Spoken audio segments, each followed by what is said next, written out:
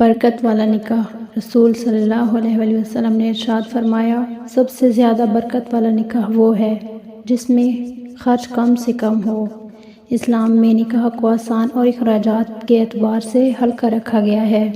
مسلمانوں کی ذمہ داری ہے کہ نکاح کے موقع پر اسراف اور فضول خرچی کے ذریعے اسے مشکل نہ بنائیں۔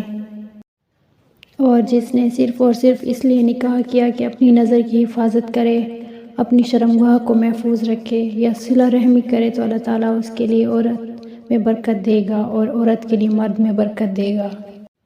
فرمان مصطفیٰ صلی اللہ علیہ وآلہ وسلم، جس نے کسی اور سے اس کی عزت کی وجہ سے نکاح کیا تو اللہ تعالیٰ اس کی ذلت کو بڑھائے گا۔ جس نے عورت کے مال و دولت کے لالچ کی وجہ سے نکاح کیا، اللہ تعالیٰ اس کی غربت میں اضافہ کرے گا۔ جس نے عورت کے حسب و نسب یعنی خاندانی بڑائی کی بنا پہ نکاح کیا، اللہ تعالیٰ اس کی کمینگی کو بڑھائے گا۔ رسول صلی اللہ علیہ وآلہ وسلم نے فرمایا، نکاح میری سنت ہے، جو میری سنت پر عمل نہ کرے اس کا مجھ سے کوئی تعلق نہیں۔